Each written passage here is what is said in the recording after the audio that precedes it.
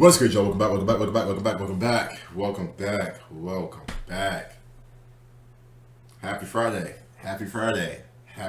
Currently sipping on some lemonade, man. First thing first, how you guys doing? Hope you guys are well. Hopefully you guys are very, very well. Ayrton Senna, top year tribute. You know about Ayrton Senna, rest in peace to the Brazilian legend. You know about him and Alan Prost and those battles they had, especially his teammates, right? Especially his teammates. Yes, sir. Your boy's starting to. What a legend. We did react to his brilliance. So you guys have been chats. You still got to react to his top year tribute. Also, I tell you guys a lot. If I've forgotten any recommendations you guys want me to react to, please let me know. Put it in the comment section. I know I've missed a couple. I know I've missed some. But if there's still some videos you guys want me to react to, just please let me know. I don't care if you guys spam it in every video until I get to it. Like I said, I want to do these videos for y'all. So whether you guys want to,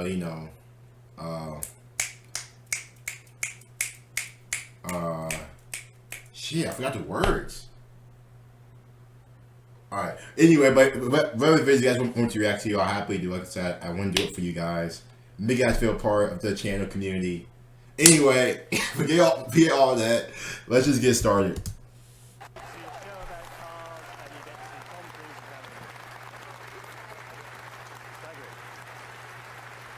Anyway, slight change of mood. Had he lived, Ayrton Senna would have celebrated his 50th birthday earlier this year. Damn. Yeah, and you know the weird thing is I was talking about this to my 14-year-old son the other day. First thing first, I'm guessing they are in Britain, the UK, whatever. I'm guessing they are in Britain. I can just tell about the accent, so. And he went, oh yeah, Ayrton Senna, was he that racing driver that got killed? God, that makes me feel really old. Well, I know, it's awful, but the thing is, I said to him, if you'd seen his funeral, you'd know he was a bit more than that.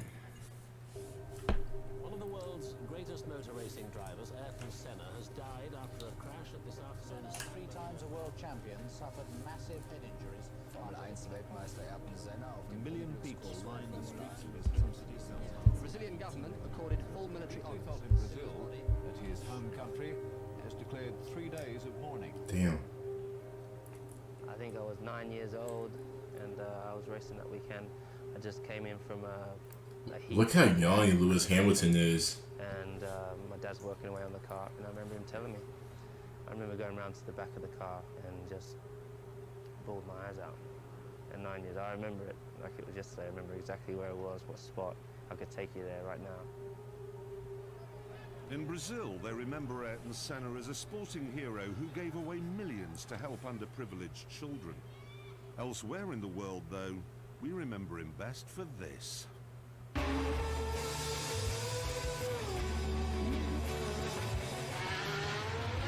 Senna goes through. Senna goes through again. Cannot be sounding true, but I start with 4 years old in go-kart. How? I am just 22-year-old, and there is plenty of time to get Formula 1 if I will get there. Ayrton Senna did race in Formula 1 from 1984 to his death at Imola in 1994. Ayrton Senna wins at Monaco. And in that time, he won the World Championship 3 times. The figures suggest that Schumacher and Fangio were better. But the people who know, they tell a different story. I think Senna, I will put him in number 1. For me, Senna is number 1. For me, he was number 1. I will put Ayrton Senna as number 1. For me, Ayrton Senna undoubtedly was the number 1. I would put him number 1. You know, he was definitely the greatest driver. I put Senna as well in number 1. Schumacher. Martin Brundle, who raced against the Brazilian for 11 years, is well qualified to explain why Senna was the ultimate driver's driver. He had a God-given talent that I haven't witnessed anywhere else. A sixth sense of where the grip was before he turned into a corner. If you look at this Lotus here, even when it's going in a straight line, it is dancing. Absolutely. And there, You look at these and you think, I can't do that. Hold up. So this man already knew when to turn. He's like moving his car, just like maneuvering his car to get like ready to turn, stuff like that. That's pretty amazing. Like how they predicted. Like he just knew when the corners were coming up. Like he knew. Like I said, like he just knew. You know what I mean? Pretty special driver. But I think going back to like the opening scenes, you can see how much Brazil, like the people of Brazil, really like felt his death. You know, obviously, a lot of you guys were around when he was racing, so you guys probably like seen it, you know, heard about it, read it, you know. I know it was hard. You kind of said, I don't want to compare his death to Kobe's death, but like just the overall impact of their each respective sport is magnifying. But you can just saw, like, you know, yeah, people crying. Even Lewis Hamilton, 9 years old, bawling his eyes up behind the car. And I think it just shows, just, you know, we look at these sports guys as, you know, like great players, but at the same time, like, to a lot of people, they are more than just a F1 driver or a basketball player or a football player. They're like a hero to a lot of these people. You know what I mean? Like 3 days mourning in Brazil just shows he was him. He was just him. Sucks. It's just so sorry that he's not here for us no more. I think Senna's ability to be able to drive completely on the limit. Some of the laps he did, we know, were unbelievable. This sucks, man. Especially people dying like in the sport. How he reads those two guys is absolutely on it, isn't he? Look at that. Senna was so good at banzai last-minute qualifying laps that in his Formula One career he won an incredible 65 pole positions. Oof. He had this gift to just go and find, we could all find a tenth or two. The really great drivers can go and find a half a second or 3/4 of a second. However, Senna could do even better than that. In Monaco in 1988, he out-qualified his teammate, the great Alain Prost, by a scarcely believable 1.5 seconds. Jesus.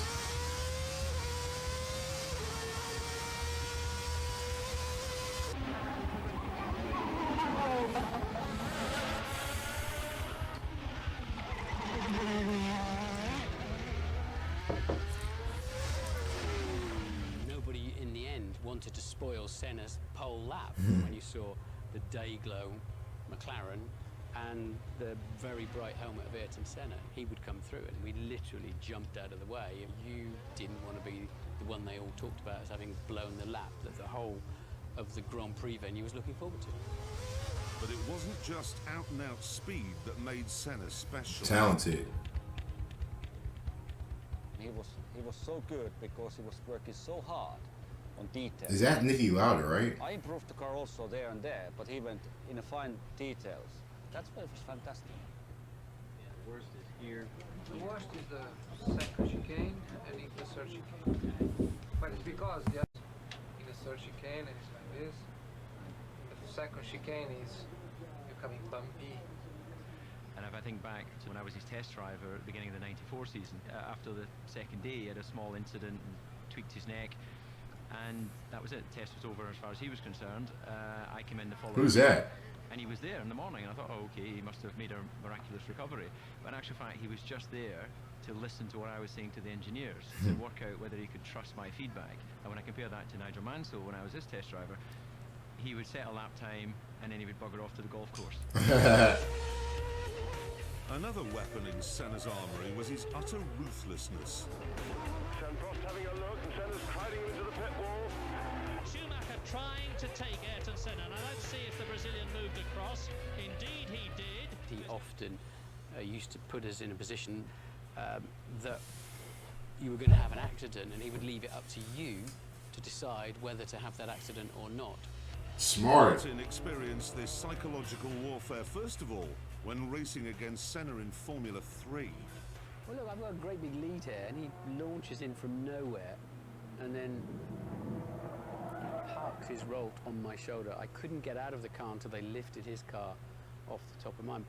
So when he wants to overtake, he'd go on the inside and put the car in a place. If you try to take the corner, you're going to hit him. Yes, he would put you in a compromising position and then leave you to make the decision. And if you didn't run into him, then psychologically you were buried and finished. He would then know. So not was he only great as a driver, but he's smart.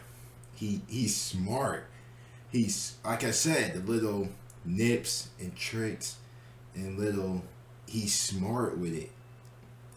Psychologically, he's getting you. You know what I mean? He's putting you into position. He's basically, it sounds like he's forcing drivers he's going up against to make a decision. Because look at, he's blocking off people from passing him. Like it's not sweet. Shit's not sweet. Every time after that he showed you a wheel, you jump out of the way. He's got Mansell climbing all over him. He has no reason to stay out. I think Even the giants from Senna's era respected his toughness. I don't think there was any qualifying session or any race he went into that he wasn't prepared to put it on the line. all over the back. He's having a look, and he's inside Mansell. He was the toughest driver and the most ferocious driver. Yes, I was drinking lemonade. Like I said, I'm sorry if it had affected you guys.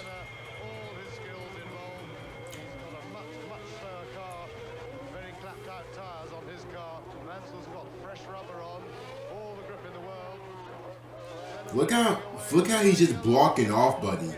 He's not giving him any type of like room to pass him.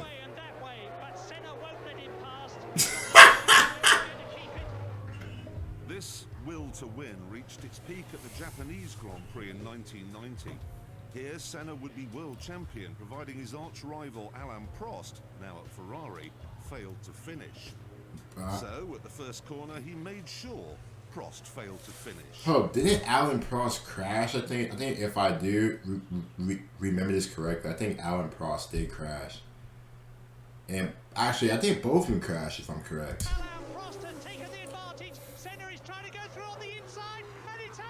Yeah, they both crashed. Yes, and that makes Ayrton Senna world champion this year. No. I mean, at that point, when they're back there, Senna, if he wanted to stay in the race, you'd have seen 2 puffs of blue smoke from his front tyres, where that gap was always going to disappear. He was driving into a disappearing wedge. After the crash, he showed absolutely no contrition.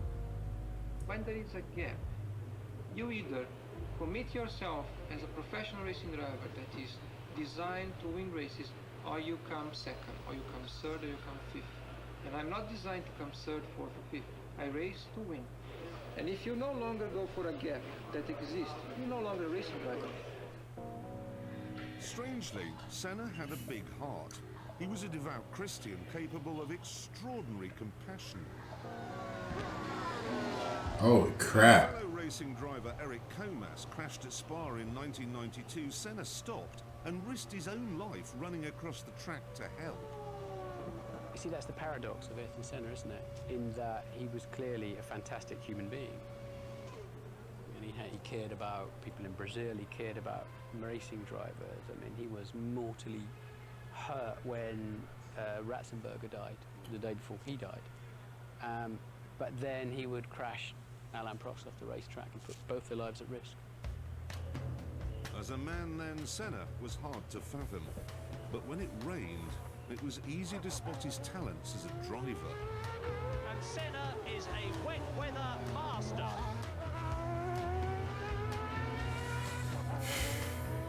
This is Donington in 1993. The track is wet and Senna in an inferior McLaren is in trouble at the start. He's coming up well. Senna is crowded out and is down to 5th position. And Wendlinger is up into 3rd place ahead of Schumacher. Prost leads the Hill 2nd. And Ayrton Senna is up to 4th position ahead of Schumacher and challenging Wendlinger as they go round the right-hander into the old hairpin. Senna is up to 3rd. A quite brilliant couple of corners by Ayrton Senna. Tremendous stuff. He muscled his way back into the contention at Redgate. He's going inside Damon Hill. And Senna Senna into second place already. So 2 retirements already, and Senna goes through into the lead. He's passed Alain Prost, so... And that was it. 1 lap, 5th to 1st. We're going to have 40 seconds of what is Ayrton Senna, the racing driver, all about, and there it is, in a nutshell. Yeah. After the race, though, he was completely calm. Driving with slicks in damp and really slippery conditions was tremendous. National. Conditions like this is gambling, and it's taking chances that pays off. And I think we gambled good.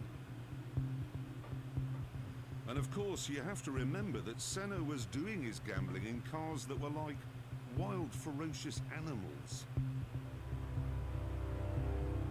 This McLaren MP44, in which he won 8 races and his first world championship, had very little downforce, a manual gearbox, and 1,200 horsepower, 450 more than the F1 cars of today. Dang. It is the last of the turbocharged monsters, one of the greatest racing cars ever made.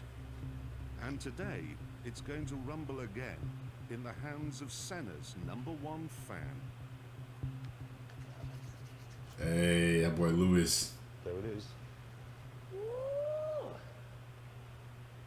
I can't believe that I'm... Oh, jeez. You've just got back from the Canadian Grand Prix this morning. Yeah, I couldn't sleep. Really? I slept like an hour or so on the flight. I couldn't get to sleep. I was just... Because you get to drive Senna's MP4. I just can't imagine what it's going to be like. I just have this sound in my head of the car roaring and going through Monaco streets when he's one-handed. I'm just going to go one-handed round and just see what it's like around one of the corners. Let's go, let's go. Can I go?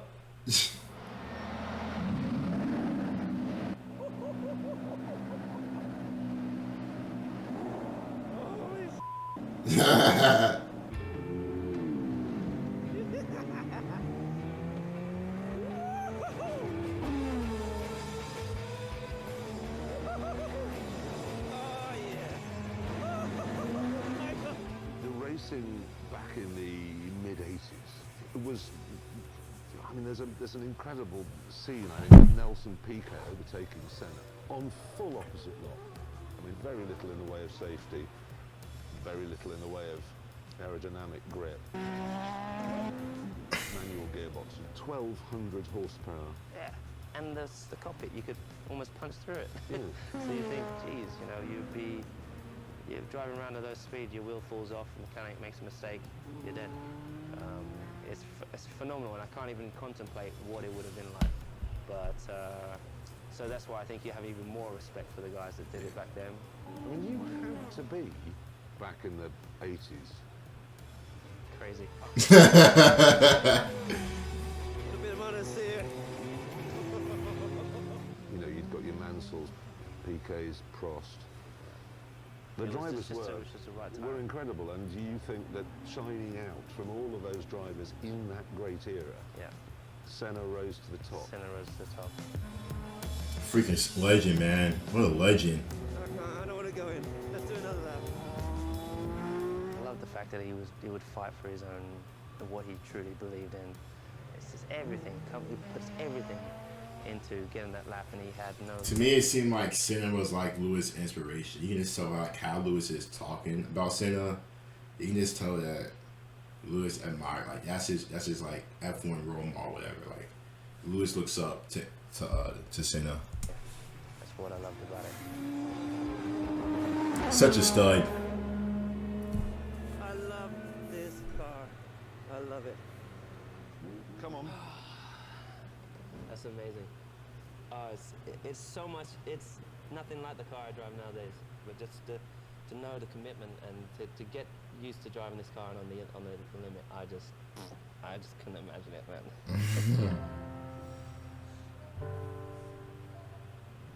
It's one of the best days of my life. I just feel so blessed, you know. I dreamed my whole life of driving that car. My whole life. I just ticked off one of my dreams.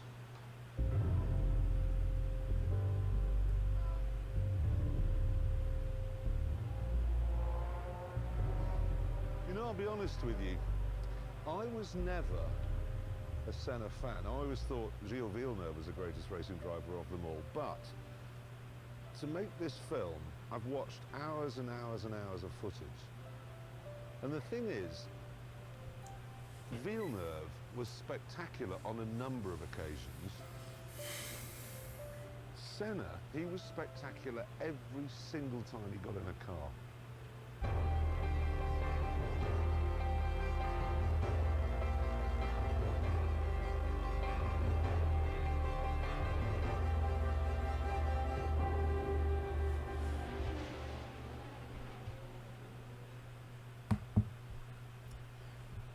That's a legend, man.